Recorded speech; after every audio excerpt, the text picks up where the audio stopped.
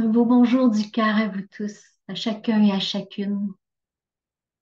On se prépare à commencer les rencontres au cœur de soi en union avec l'humanité. Et ce petit vidéo, c'est pour faire une introduction. Il y a des gens qui sont avec moi dans ces ateliers-là depuis plusieurs années. Donc, à chaque saison, ils m'entendent dire la même chose au début. Donc, je me suis dit que je pourrais l'enregistrer comme ceux qui sont nouveaux peuvent entendre tout ce qui nous permet de vivre de façon plus douce, ouverte, simple, nos rencontres hebdomadaires. Alors, si on commence avec moi, ben, je me présente, je suis Josée Myriam Clouâtre. Euh, J'enseigne la méditation depuis plusieurs années. Peut-être que je peux commencer d'abord par moi, comment j'ai appris à méditer. En fait, c'est depuis l'âge de 19 ans que je médite. C'était suite un concert où j'avais entendu des chants mantriques qu'on appelle du chanting. Et j'avais tellement aimé ces chants-là que je voulais apprendre ça. Et pour apprendre à faire le chanting, ben, on nous montrait aussi à méditer. Donc, c'est comme ça que j'ai commencé. Mais ça me touchait. J'ai vu à quel point c'était aidant pour moi de méditer.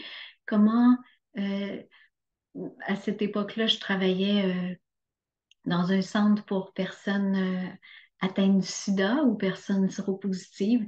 Donc, il y avait beaucoup de tension, de stress, surtout qu'à cette époque-là, les gens, ils perdaient tout quand il y avait le sida. Ils pouvaient perdre leur appartement, leur, euh, leur travail. Il y en a que leur famille ne voulait plus voir parce que tout le monde avait peur de la mort. Alors, ça m'a beaucoup aidé d'apprendre à méditer et j'ai toujours continué. Suite à ça, j'ai fait des voyages dans les Himalayas pour aller étudier avec un sage qui s'appelle Swami Shan. Et dans ces voyages-là, j'ai appris à aller plus en profondeur dans la méditation. J'ai appris aussi comment guider les êtres à aller toucher d'autres espaces de soi qui sont plus subtils.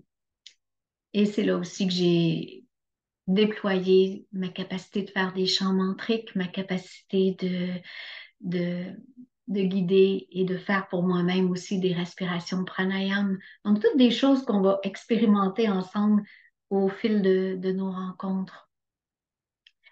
Euh, donc, j'ai fait des voyages comme ça, puis par la suite, je suis la cofondatrice de l'œuvre du rayon violet dans laquelle on a fait beaucoup, beaucoup d'ateliers, plus de 45 ateliers différents à travers les années, autant en Europe qu'au Canada. Et on a fait beaucoup de voyages. Si on compte les séminaires qui ont été faits à l'extérieur, plus les voyages, on est près d'une soixantaine.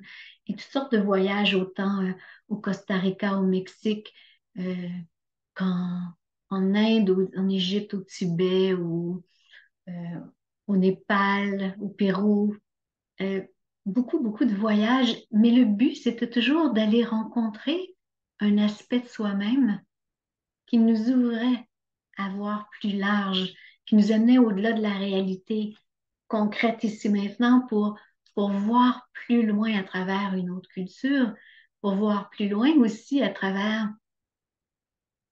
le fait que ce qu'on pense être la réalité, elle devient très différente, cette réalité quotidienne-là, quand on change de pays, quand on change de culture. Et ça, c'est une ouverture pour nous amener plus loin à voir que ce qu'on appelle la réalité, c'est la réalité ici, maintenant, dans un corps, mais qu'on existe aussi dans le subtil. Et la méditation nous amène à rencontrer ça.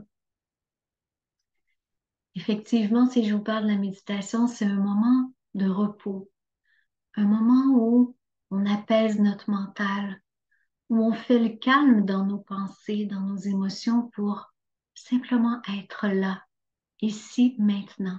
Quand on fait taire tous les bruits intérieurs, quand on fait taire tous nos discours intérieurs, qui sont des éléments de passage, qu'est-ce qui reste? Il reste nous-mêmes.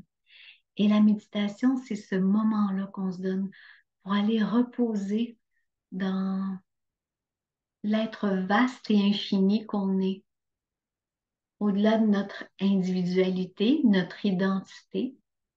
Il y a aussi l'être qui était là avant qu'on vienne au monde et qui va être encore là quand on va quitter notre corps. Et cet espace-là, je l'appelle l'observateur, c'est ce à quoi on va s'unir de plus en plus pour observer qu'est-ce qui bouge dans mes pensées, qu'est-ce qui bouge dans mes émotions, tous ces éléments-là qui sont de passage auxquels je finis par m'identifier en pensant que c'est moi-même. Mon mental, c'est pas moi. Et je vais aller à la source. Qu'est-ce qui existe derrière mon mental? Et le fait d'aller là, c'est ce qui va permettre la régénérescence du système nerveux. C'est ce qui va nous permettre de développer une clarté mentale, euh, plus de facilité à aller chercher une connaissance. Donc, ça va augmenter le taux d'arginine vasopressine. Ça fait un nom savant, c'est le nom d'une hormone quand qu'on sécrète naturellement quand on est plus vif d'esprit. En fait, c'est pas vraiment ça. C'est ce qui nous, c'est ce qui nous permet d'être plus vif d'esprit et c'est à travers la méditation, comme on est dans un état d'ouverture et de calme à la fois, qu'on peut activer cette substance-là. Quand on médite, on va aussi aller euh, euh, faire développer ce qu'on a baptisé la substance M. Et on a découvert ça chez les gens qui méditaient de façon régulière et c'est un antidépresseur naturel. Donc, si on regarde comparativement à quelque chose qui serait plus chimique, on a un antidépresseur chimique, ça ressemble à l'imipramine. Alors, imaginez, on va sécréter ça naturellement de plus en plus. Je regarde mes notes, s'il y a d'autres choses que je voulais vous parler. Donc, on va aller vers notre source et se rendre compte qu'on existe, même quand il n'y a pas de pensée à l'intérieur de nous. Et ça nous ramène à qui on est réellement. On va utiliser aussi les chants sacrés, que j'appelle les chants mantriques, ou parfois on va dire on fait du chanting, ou vous allez entendre les gens dire qu'ils font des kirtans. Les kirtans, en fait, c'est la même chose que les chants mantriques, sauf que dans un kirtan, celui qui guide va chanter une phrase, puis après ça, les gens qui l'écoutent vont répéter la phrase, et ainsi de suite.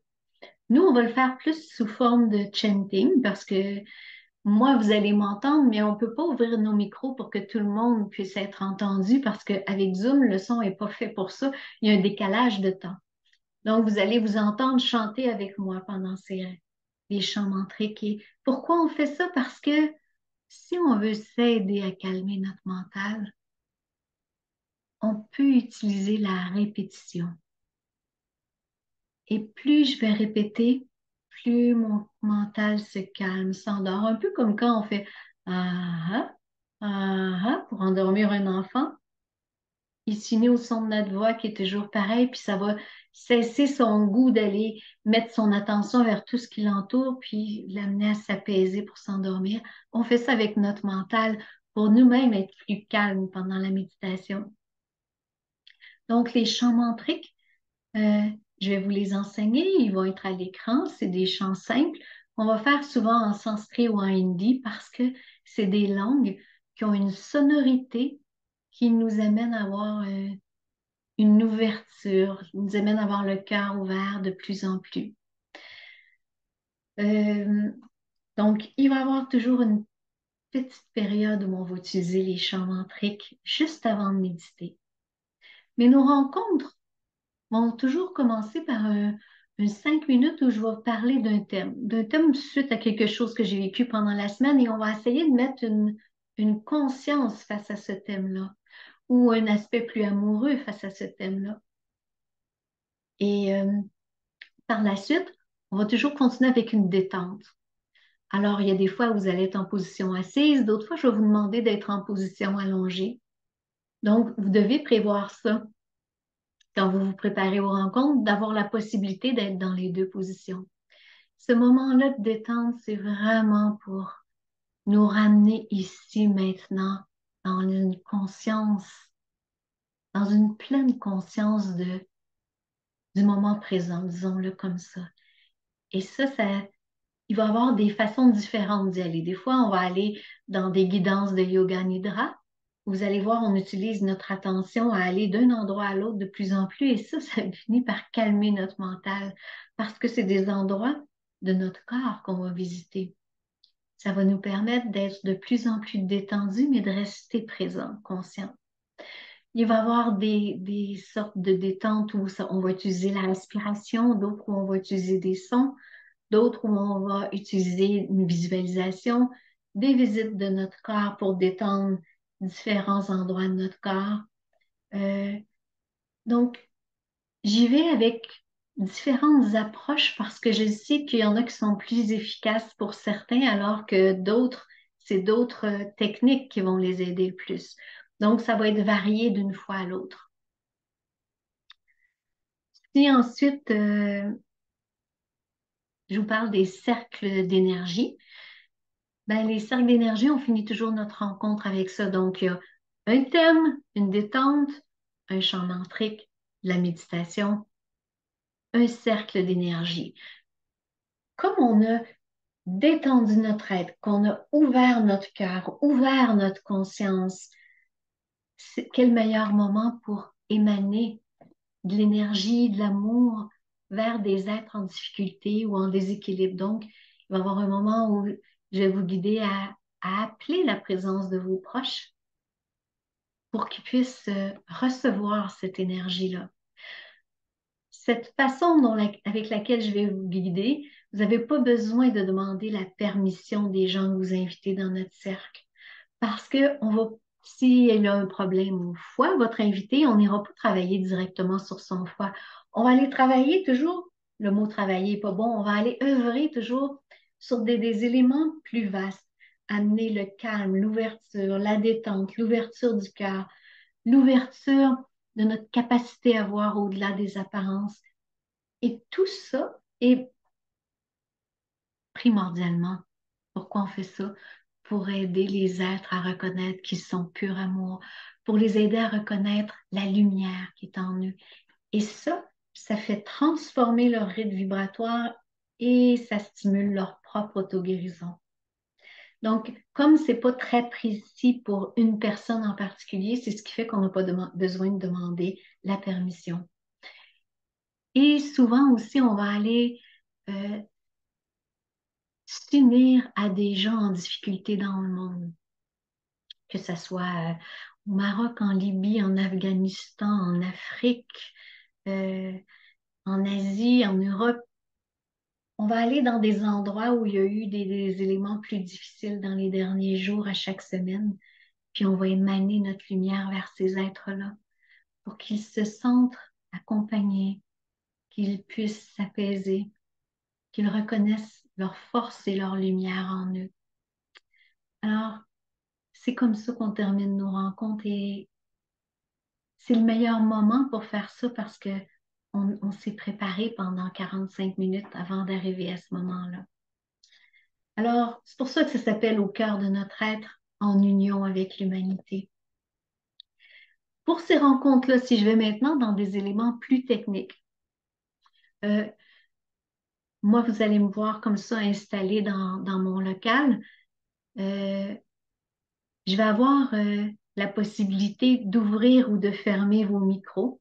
Alors, vous allez voir que quand on se rencontre au début, moi, je vais toujours arriver au moins 5-10 minutes avant que le cours commence. Puis là, ça nous permet de nous saluer, de nous dire bonjour, puis ça vous permet à vous aussi de pouvoir parler. Puis vous avez des questions à me poser, de les poser. Par la suite, ben là, je vais fermer les micros de tout le monde pour qu'on ait un meilleur son. Et là, je vais commencer ma guidance. Donc, ça dure 1 heure. Et à la fin, quand on a terminé, ben là, à nouveau, j'ouvre les micros. Vous pouvez, c'est vous avez le choix d'ouvrir votre micro ou pas. Puis là, ben, on se salue, puis parfois on fait des commentaires sur ce qu'on a vécu. C'est libre à chacun. Quand vous allez vous mettre en ligne, vous allez voir, vous allez avoir l'image, le petit symbole de la caméra. Donc, moi, je préfère quand vous ouvrez votre caméra pour faire nos rencontres. C'est plus agréable pour moi de voir des gens. Mais si vous n'êtes pas chez vous, si vous n'êtes pas bien, puis vous n'avez pas envie de voir à l'écran parce que vous savez que ça paraît que vous n'êtes pas bien, ben, vous pouvez fermer votre caméra.